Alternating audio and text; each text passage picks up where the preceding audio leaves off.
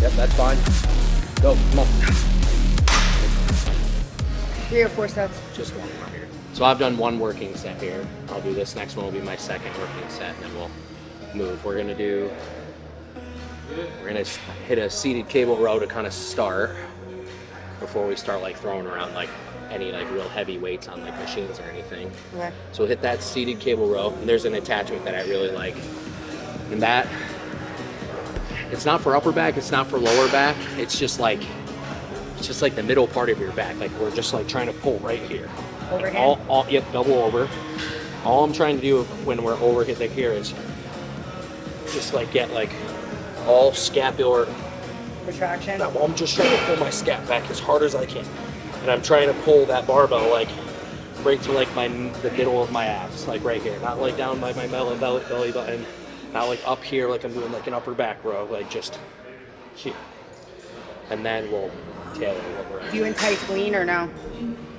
Say that again? Do you entice lean hip Not hinge or no? really. I don't like leaning too far forward. I will let it pull me into a stretched position so I get a stretch. Like I'll let it pull me forward a little bit, but I'm not heaving. Like you know what I mean, where I'm rocking back and forth. I don't do that a whole lot. This I try and mimic this movement as if it's a barbell, because I want a spine supported movement. So like this is still spine supported even though I'm not facing the ground, because my erectors have to work to keep me upright, or else I would be just pulling forward. So I'm still supporting it here, and then I just scapular retraction. I pull, I let it protract me, so I'm here, I roll, but I'm not like hinging at the hips too much, and then I'm just... So like you're going into a back lat spread? Kinda, yeah, I mean a little bit, I guess. You know, that is just a movement that I personally feel a lot. And I've gotten to a point now where if I can't feel it, I don't do it. Yep. You know, so it's like Completely agree. that movement for me, as opposed to like doing a Smith machine row or a barbell row, I'm like, I can't recreate the tension that I get on this with those movements, so I do this instead. So that's just what's worked for me the last 2 years. I don't really do a whole ton of, like I never grab a barbell off the ground, never. But I do a lot of T-bar rows from the ground.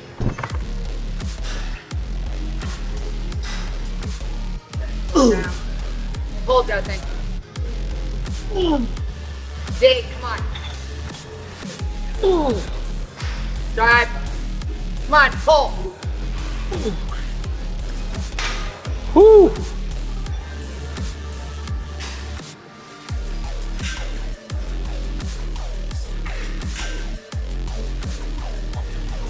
Good, yeah, stay down.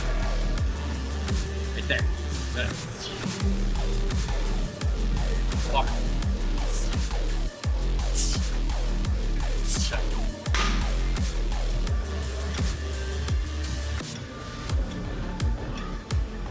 One, two, three elbows.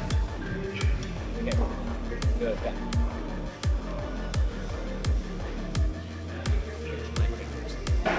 Good.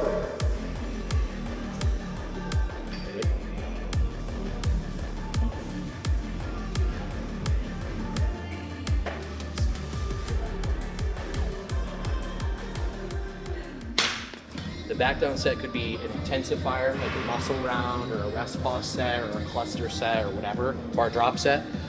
Or we can do tempo, where it's like every rep we're holding and squeezing as hard as we can. Now, yeah, we'll drop the weight considerably to do that, because that's kind of like if I'm doing a barbell row, I'm rowing and trying to hold it. It's really fucking hard.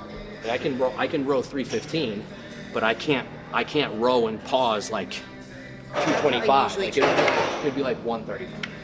So I'm fine with you doing it. And you can obviously the training program's a guideline.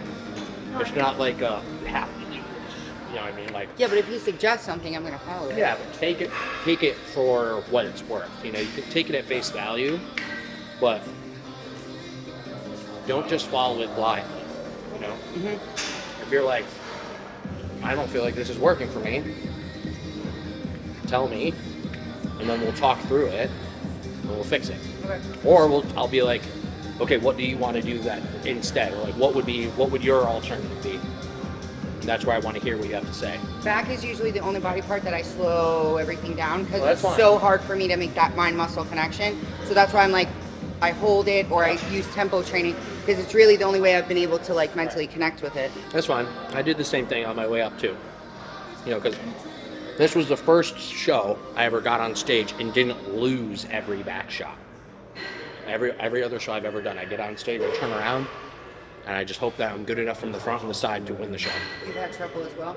I don't have a good back. It's very average. I'm not wide. I've gotten to a point now where I actually have depth, but I'm not this way. It doesn't go that way for me. Yeah, but it fits your frame. Yeah, but I don't want it to. I want it to be outside my frame. gargantuan all the time. So, you know, I had to do the same thing. Like, again, with back training, I've tried so many movements that are like, oh, this is a staple, these are basics. I'm like, well, the basics didn't work for me. You know, so again, if I couldn't feel it, I didn't do it. And I got to a point, luckily Gloff really taught me a lot of stuff, to the point where I was like, now I can feel everything. But if I tried to do all of my sets kind of like that, where I'm really going to limit my ability to see like progressive overload, which I still believe at the end of the day, it's the only one that's actually backed by literature that really actually is guaranteed to put on muscle. Like the studies that they've shown with progressive overload training, as opposed to like German volume training or anything else. Even stuff like FST7, Hani Rambod's, that's still it's still progressive overload based, and then that, you know, 7 sets of 7 or whatever the fuck it is with the squeezing, stuff like that. I think that that's beneficial when you're like wildly developed already. I think that's certain body parts. I don't think it also applies well to all body parts. I just want you to work up to something hard. You know, I want this first working set. Whenever we get there, which is not going to be on this next one, we'll work our way up. We'll do 2 or 3 warm-up sets before we actually get to our top working set, and then Rep range? 12 to 15. Okay. Nothing under 10. You don't go under 10? No, never. I don't like it anymore. I used to when I was younger, and I do feel like for beginners that does still make a lot of sense. You know, like sets of 6 to 9 on a deadlift or a back squat. That's more power building. Yeah, but that I'm talking for my beginners. Yeah. Like my young guys or girls who need strength. Like, it's like, I want to build muscle too, yeah, but like we've got to get stronger like first. Like we need to build a little bit of a foundation before we can worry about the windows and doors that we're going to start putting in. You know, so for them, yes. When I have people more developed, let's use Tonio, for example, or Justin O'Donnell. Those are 2 of my bigger guys. If I'm like, okay, I want a heavy set of 8 on a hack squat, it's like 12 fucking plates. It's like the risk versus reward for me at that point, I don't feel like justifies them going that heavy, because I want failure. Like, I want that set of 8. It's like, well, you should be failing at 8, or you should get 8 and fail. Like, I want you to achieve failure. I don't really feel like that's all that safe doing that all the time. Well, there's also a lot of compensation that can occur at that weight too. Right. So I would rather than do 7 or 8 plates for a set of 15 to 20. Because again, after a certain point, when we've developed enough muscle, what really works and what really then starts to expand and volumize the tissue is repetition. You know, Yeah, 20 reps and then repeat. They go. it works. That's how you know you had a good back or leg day. A good bit of blood volume by simply just increasing your rep ranges, not necessarily increasing your volume, like your more working sets. Just doing higher rep ranges can make a world of difference.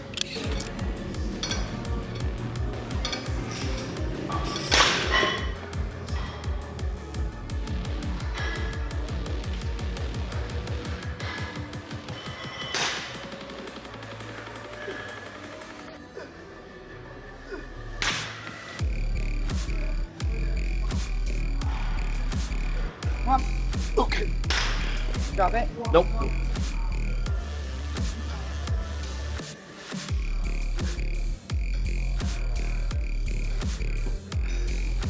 Come on, Justin. Come on. Go. Come on. Do it again. Come on. Come on. Okay.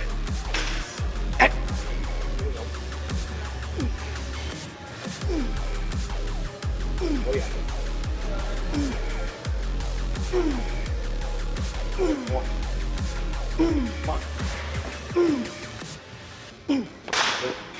Again, and then it's like, then the set ends really quick. Like I'm purposely trying to actually extend my set from a tempo standpoint, like a time under tension standpoint. So I might like leave one, I'll rack it, I'll be like, okay, drop it, and then we drop, and I can keep going. And again, this is blood volume. I'm just trying to force as much blood back there as I can right now. Now, when I get to 140, if that's like so light that I can't really feel much, then I'll squeeze it or something, you know what I mean, to like make it hard, you know what I mean, just fail faster basically. Hurts. Fuck me. Breathe. Come on. Come on. Hold. Okay. Come on. Go. Hold. Come on. Easy, come on. Oh my God. Go. Do it again. Do it again. Come on, you got another one in you. Go. Okay.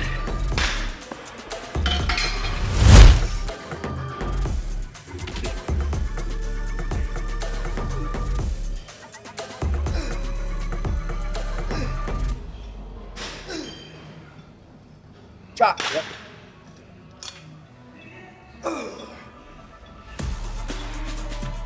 Two more.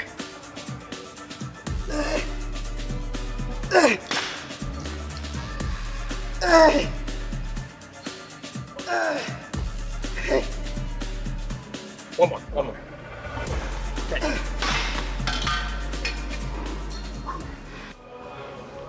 Well, that new gasp gear, baby. Code Jacoby. So, this I'm not strict on. So I'm gonna let myself wrap. See? Okay, that's what I do. So I'm letting myself wrap and protract as much as I can so I can get a good stretch. I do still have a little bit of, see, I'm not like perfectly up like this. I have a little bit of an oblique crunch. Okay. So for me to hit that, for you to hit this bottom part of your lat, if you do an oblique crunch, go ahead. See how it contracts? Yeah, I usually drag to the pinky. So if we do an over, if I'm gonna protract, because again, I want more stretch, like that's why I'm doing this, but I'm still a little contracted. When I pull, I kind of crunch down even that much more. You gotta watch this because you'll fucking hit yourself in the head. Knock some sense into you, I've bodybuilders. I've done it a couple times, so I kind of scooch over a little bit farther this way. Throw your hip. Yeah, and then I protract, wrap, and down. And I'm trying to not do this. I'm trying to do this. Just bicipital tendon will get Right, involved. yeah, I don't want this to happen. I just want to stay down. I'm trying to pull this flat. It's not perfect, obviously, because no machine is made perfectly for my dimensions, or any one person's dimensions. You know what I'm saying? So you kind of have to work around it. But The machine's not made for this level of success. That's what he said. or my shortness and short limbs and thick body parts. He would be able to do it better if he wore a bandana. All the hardcore people wear bandanas. My training partner wears a bandana. See? Justin would have his bandana on. I mean, all arrows are pointing in that direction.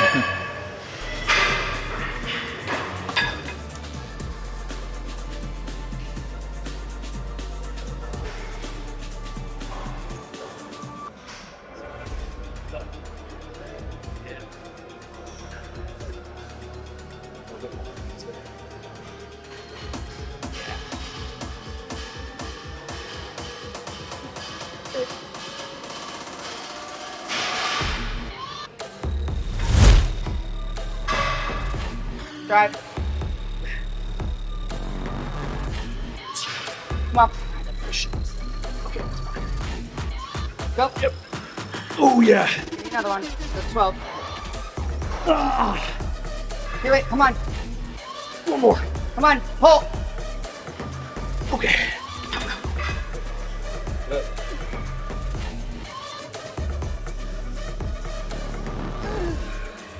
One more.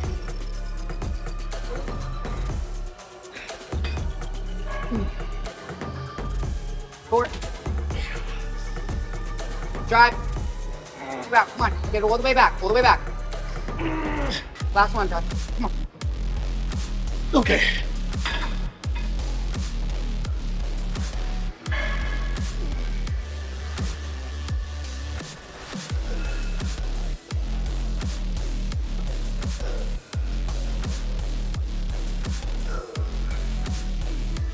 Here we go. Come on. That's 14. Good.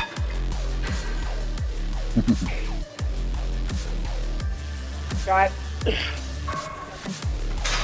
Get it. Come on. Drive back. Pull.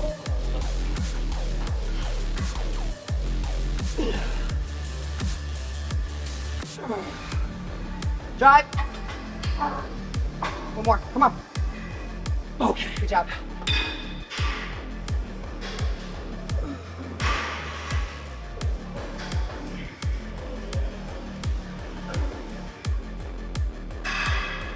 Set. Set. Two more. Set. Here we go. Big pull.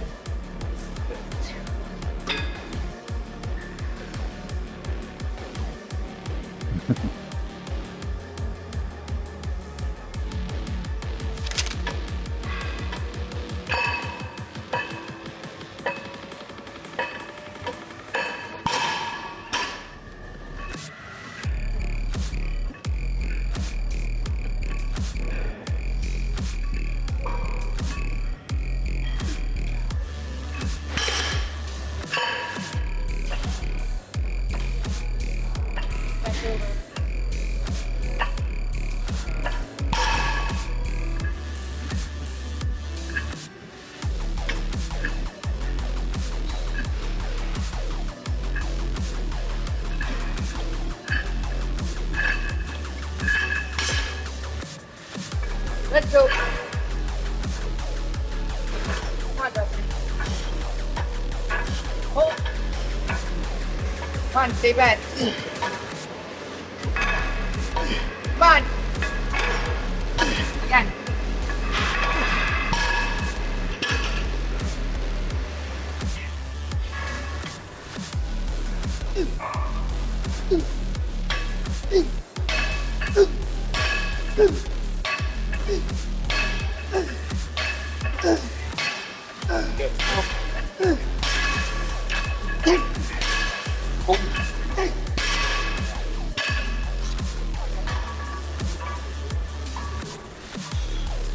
Up.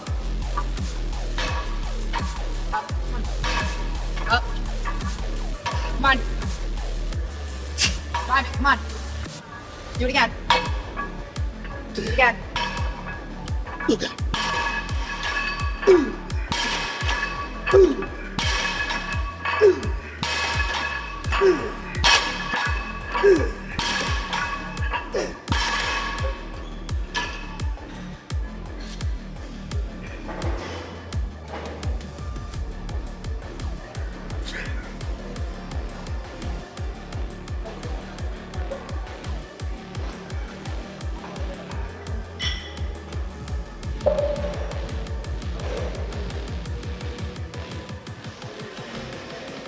Yeah, come on.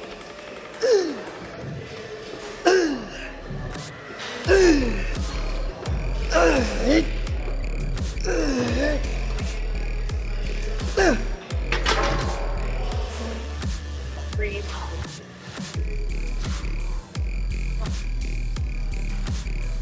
Pull. You again. Come on. Pull. Okay.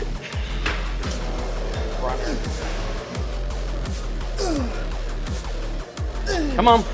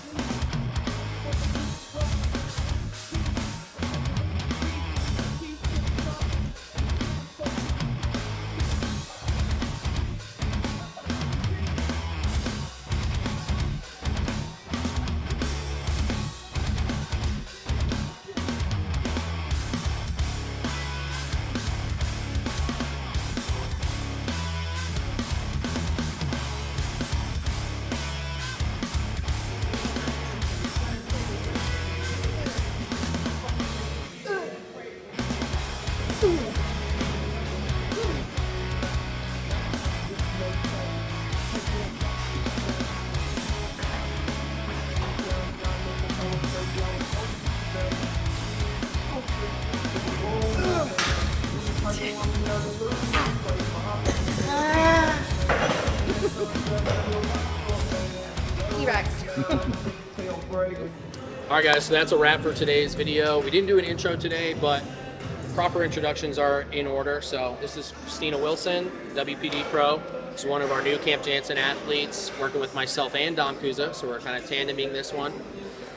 Christina has a number of kind of difficulties from a health issue standpoint.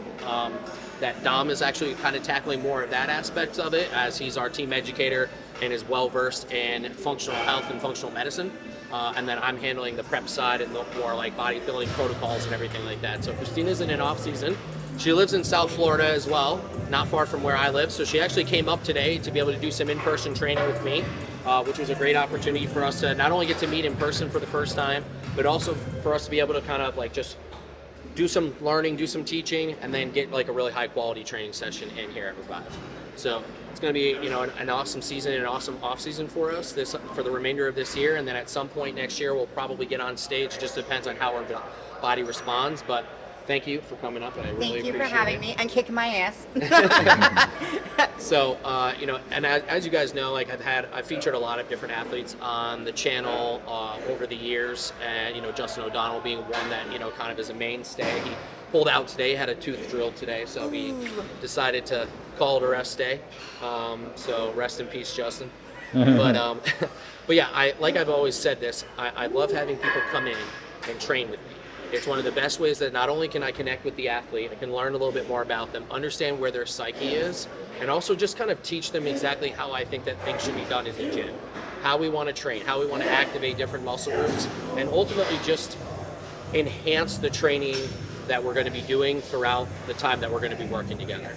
So, again, thank you for coming up. It was a pleasure. If you guys have watched this far, please like, subscribe, and share as always, and we'll catch you next time.